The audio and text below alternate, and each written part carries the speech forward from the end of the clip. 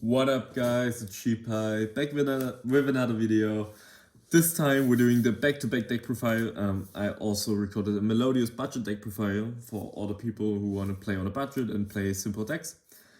So definitely check it out. I hope I upload them both relatively close in time. But I wanted to talk about another deck today. And it is somewhat of Fiendsmith control, Fiendsmith Handtrap control. I'm pretty sure almost everybody by now has seen the one guy who's won a win event, which isn't a big tournament, with just Fiendsmith and Handtraps. And like everybody found this deck really cool. Like at least everybody I know of has seen the deck profile. Hopefully I can link it down in the description because I feel like this guy just got the ball rolling for like almost everybody who played the deck. I believe there are some people who played it before, don't get me wrong.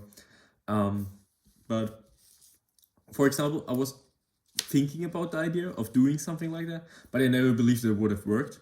And then the deck profile of this guy showed up and I felt like, oh, this seems really cool. I wanted to do my spin on the deck because I feel like there are some flaws within it.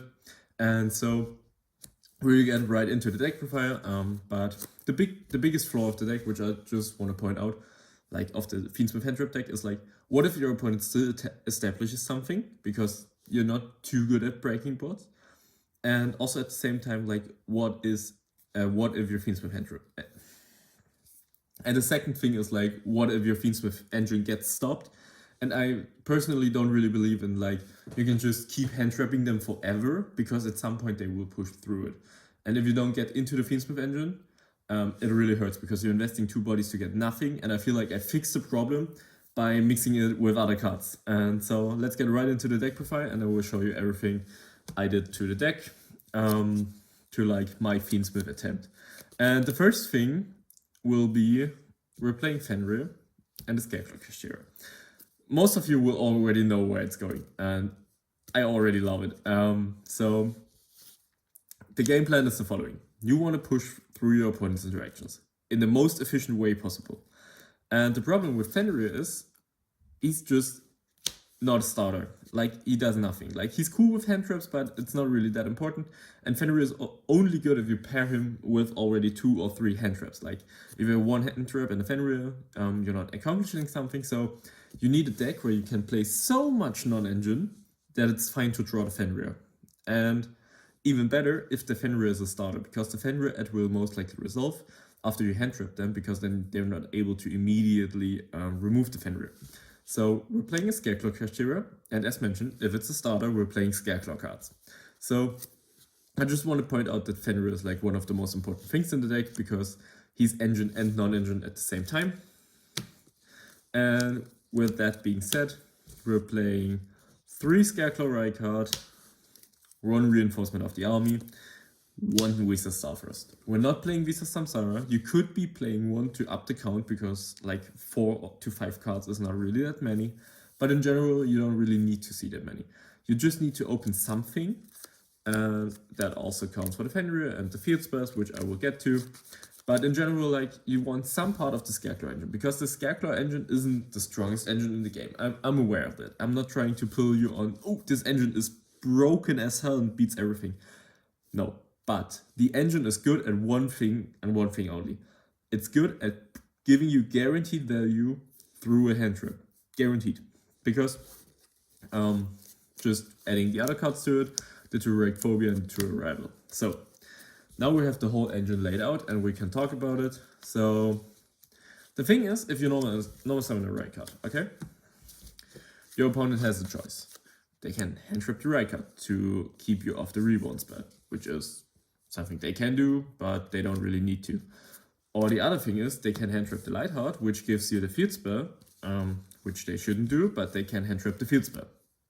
But if they hand trap the field spell, you get the reborn. So the basic thing behind normal summoning the Rykard is you get definitely some value out of it. Definitely some value, because you can either establish a second body, which is easy SP, because you have a Link 1 and a Revive, or you can just establish the visas. You push for the board with the pop, because the pop of this card is insane. It's so broken to have it. Like, you always get some guaranteed value, and I feel like this is what the deck was missing. Or like, which is the thing the whole concept is about, because the Fiendsmith engine is really good at having guaranteed value over multiple turns, and this engine adds to it by having a minimal count for it, which still seems like a big engine. Of course, you're not playing as many hand traps as in other Fiendsmith control decks, but you have those 4 requirements. And other than that, you're just having a really big package of good cards.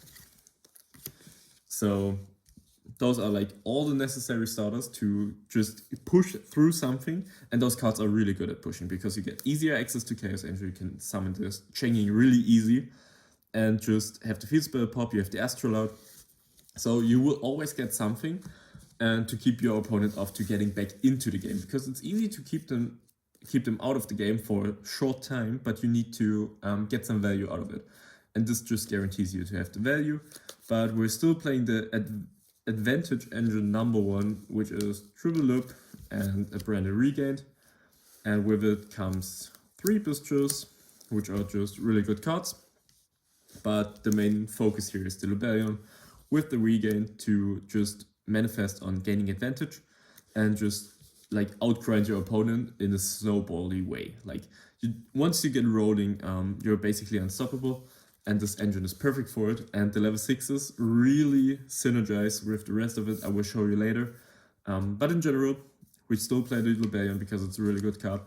And for now, if you think about it, because the rest will be non-engine, you already have 3 Bistures in your engine, and you have 3 Kashtira Fenrir in your engine, which are really good cards, but you don't count them as the non-engine themselves.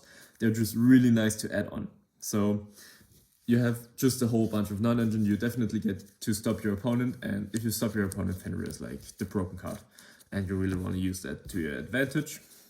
Oh, and of course, the Fiendsmith engine, like not really anything special here, you're just playing the Engraver 1 track, because I don't feel like you don't need the 2nd track, unlike in Ubel where you're able to add back the Engraver and then use it again. You just want to see the Fiendsmith engine, and once it's in rotation, you're basically good to go. So this is the minimal package you can play. You cannot play Sank because of the Bistures and the Fenrir, but in general, this is the minimum package. Like, there isn't anything special to it. So let's talk about hand traps. We're playing a whole bunch of them. We're playing 2 Mourner and 1 Ogre, we're playing Triple Veiler, we're playing the Trolls, we're playing the Ashes, and we're playing the Imperms. So currently, there's a hand trap lineup of 15, and you're playing 40 cards if I'm not mistaken. I'm pretty sure I'm playing 40. So, big hand trap package. You could be playing even more, like if you cut some other things, like post-signing, you can cut out Lubellions and stuff. But for the main deck, this is, in my opinion, perfect. It's cool. You could be playing Called by the Grave. This is the only card I'm missing currently, but I wanted to keep it 40. And yeah, so hand trap package. Just the 1 Ogre, so I don't have the chance of drawing multiple Mourners. But in general, you could be playing the Mochamis. I currently do not own them, and I would be playing Perulia in the main. I would not be playing Fuelas here in the main. I would be playing Perulia because it better pairs with the draw lock. I feel like Fire King is an okay matchup, which is a high benchmark for the current format. Like, to beat Fire King, I feel like you're good at doing it with 15 hand traps and Fenris. Moving into the extra deck, we have the obvious cards, which is our Fiendsmith package. It could be a little bigger, and also the Necro Crypt, just to convert into a level 6, which is important, to make Lacrima a level 6 monster. In general, basic Fiendsmith package, you just want to go through it. Like, there isn't anything big to add to it. You could be considering playing maybe a 2nd Requiem or a 2nd Moon, but I don't really care for it, because we have a pretty good way of forcing our Fiendsmith engine to resolve. So, standard package. For the Scarecrow cards, also standard cards, 2 Lighthearts and Astrolabe. The 2nd Lightheart is to add back the 2nd field spell, so you have guaranteed follow-up, and then you can just cook your opponent in turn 3 or 5, like depending on the game state. You're just easily ready to just OTK them at some point, and you're getting an Astrolabe into rotation at any point. Like, Astrolabe is just one hell of a card. It always triggers your Regained banish, so you can just draw a card in your turn if you choose to summon it, which I will most likely not, but it's just perfect removal. It OTKs, like, you're getting OTKs out of nowhere, like OTKs which you're not supposed to have, but you just get them because of the Astrolabe. Then I'm playing a Charmer and an SP Little Knight. The Dark Charmer is here to steal the Sylvie of Azamina and also just like to make climbing easier because you have the Light Heart, which is just a Dark Link 1. But in general, Dark is one of the spots you could be considering to change or cut. But I personally really like the Dark Charmer, especially if you troll your opponent, they will most likely do the Sylvie. And then you can just summon something, run over the Sylvie, and then Dark Charmer it back, so you have the Omni Negate. And I really enjoy the card. And especially with siding DD Crow, you also have search targets, so I feel like this card is really good. But it's one of the flag spots for the deck. Then we have Chaos Angel and Chenging. And Chenging is like one of the other flag spots, which in my opinion comes up often enough that I will keep it, but you could be consider cutting it because the only way to summon him is like with Visa Starfrost or or like Fenrir in the Handtrap, like, or Scarecrow in the Handtrap. But in general, you will need him at some point, and basically with him in the deck, your deck is able to remove almost anything. Like you have Spell Trap you have pops via spell traps, like the field spell. You have non-target banishes, you have target destruction. So basically everything in the game can be removed. And also the Engraver has a targeted set. Like there's nothing you cannot out, and even the targeted banish from Chaos Angel.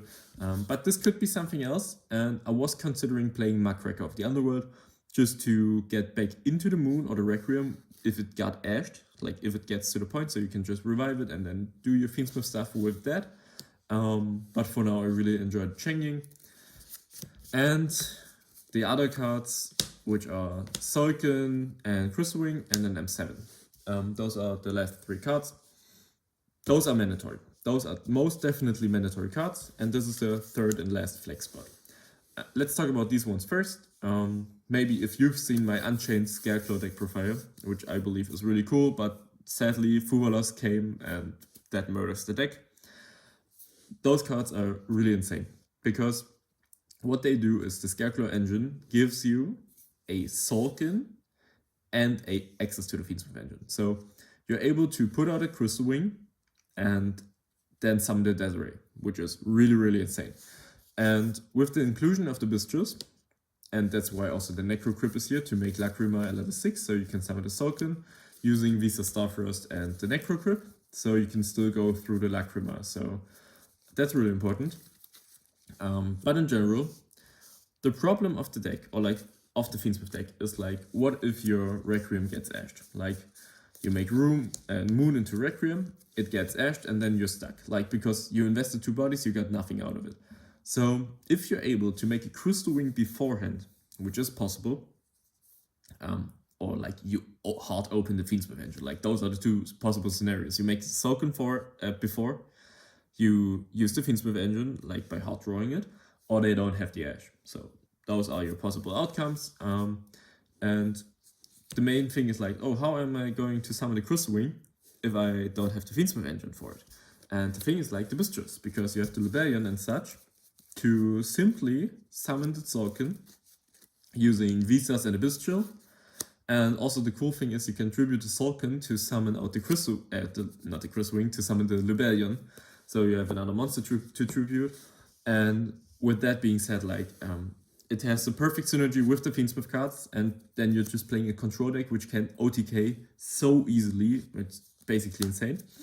And the last card is the M7 in the extra deck, which could be another flag spot, and I'm not really sure if the M7 is the perfect choice for it, but I will explain to you real quick. You're able to add back Bistros, which you use to summon it, because you have, in general, the following game state. You have the Sulkin, you have the Crystalwing, and then you have some sort of other monsters, like you have Engraver, for example, you still have the Engraver Revive, which will usually make your sequence by shuffling back the Moon of the closest guy.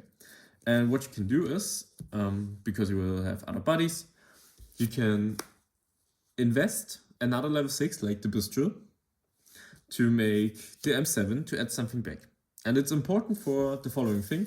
You're ashing a Moachami and you can just grab back the Ash Blossom, which is a little body intensive, but the main thing is like you just want to end on maybe a regain and Desiree, Crystalwing, and SP if you really want to, but you don't need to, and maybe the regain. So just like the typical endboard, and you just control the game from there because you have astrolot access, and even you have the Fiendsmith for follow-up, so you're pretty much able to win from there. And even if they break the board, you have just a huge follow-up to just start a grind game, and then the Fiendsmith engine really shines for it. But this concludes the video. Please let me know all your feedback, all your thoughts about the deck. I believe this puts the Fiendsmith control variant on the next level. I believe it's perfect. But I'm still interested in hearing your thoughts. Maybe you feel like it's unoptimal, like the way I said it was unoptimal, not optimal. But yeah, please let me know your feedback. Let me know what you liked about it. And yeah, see you